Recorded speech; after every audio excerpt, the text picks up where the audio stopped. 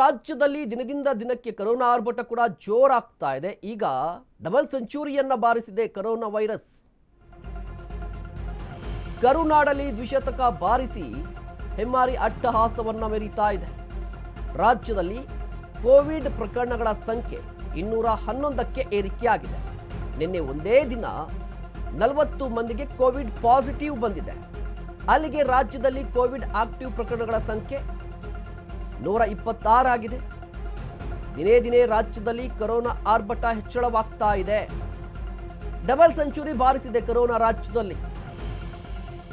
ಅದರ ಅರ್ಥ positivity rate ಇದೆಯಲ್ಲ ಜಾಸ್ತಿ ಆಗ್ತಾ ಇದೆ.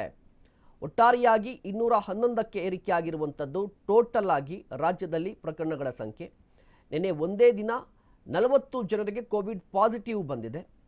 ಅಲ್ಲಿಗೆ ಆಕ್ಟಿವ್ ಪ್ರಕರಣಗಳ ಸಂಖ್ಯೆ ರಾಜ್ಯದಲ್ಲಿ 126 ಅಂತ ಗೊತ್ತಾಗ್ತಾ ಇರುವಂಥದ್ದು. ಆದರೆ ಈವರೆಗೂ ಯಾವುದೇ ರೀತಿಯ ಸಾವುಗಳ ಬಗ್ಗೆ ವರದಿಯಾಗಿಲ್ಲ. ಪಾಸಿಟಿವಿಟಿ ರೇಟ್ ಇದೆಯಲ್ವ, ಪಾಸಿಟಿವ್ ರೇಟ್ ಇದು ಜಾಸ್ತಿ ಆಗ್ತಾ ಇದೆ ಅಂತ. ಇದರ ನಡುವೆ ಇವತ್ತಿನಿಂದ ಶಾಲೆಗಳು ಕೂಡ ಶುರುವಾಗ್ತಾ ಇದೆ. 2 ತಿಂಗಳ ಬೇಸಿಗೆ ರಜೆ ನಂತರ ಸ್ಕೂಲ್ ಸ್ಟಾರ್ಟ್ ಆಗಿದೆ. ಕೋವಿಡ್ ಭೀತಿ ಹಿನ್ನೆಲೆಯಲ್ಲಿ ಎಚ್ಚರಿಕೆ ವಹಿಸಲಿಕ್ಕೆ ಒಂದಿಷ್ಟು ಸೂಚನೆಗಳನ್ನು ಕೊಡಲಾಗಿದೆ.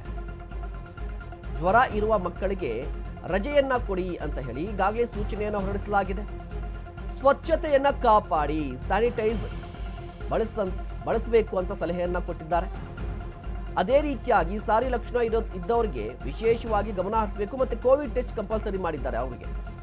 ಆರೋಗ್ಯ ಇಲಾಖೆಯಿಂದ ಶಾಲೆಗಳಿಗೆ ಒಂದಿಷ್ಟು ಸೂಚನೆ ನೋಡಿ, ಅಧಿಕೃತವಾಗಿ ಒಂದಿಷ್ಟು ಮಾರ್ಗಸೂಚಿ ಅಂತ ರಿಲೀಸ್ ಮಾಡಿಲ್ಲ ಅಧಿಕೃತವಾಗಿ, ಬಟ್ ಒಂದಿಷ್ಟು ಮುನ್ನೆಚ್ಚರಿಕೆ ಕ್ರಮಗಳನ್ನು ತೆಗೆದುಕೊಳ್ಬೇಕು ಅಂತ ಆರೋಗ್ಯ ಇಲಾಖೆ ಹೇಳಿರುವಂಥದ್ದು. ಶಿಕ್ಷಣ ಇಲಾಖೆಗೆ ಏನು ಅಂತ ಹೇಳಿದ್ರೆ ನೋಡಿ, ಇವತ್ತಿಂದ ಶಾಲೆಗಳು ಶುರುವಾಗುತ್ತೆ. ಬೇಸಿಗೆ ರಜೆ ಕಂಪ್ಲೀಟ್ ಆಯಿತು, ಇವತ್ತಿಂದ ಮತ್ತೆ ಶಾಲೆಗಳು ಶುರುವಾಗುತ್ತೆ. ಬಟ್ ಈಗ ಪರಿಸ್ಥಿತಿ ಹೇಗಿದೆ ಅಂತ ಹೇಳಿದ್ರೆ ರಾಜ್ಯದಾದ್ಯಂತ ಕೋವಿಡ್ ಪ್ರಕರಣಗಳ ಸಂಖ್ಯೆ ಜಾಸ್ತಿ ಆಗ್ತಾ ಇದೆ ದಿನೇ ದಿನೇ.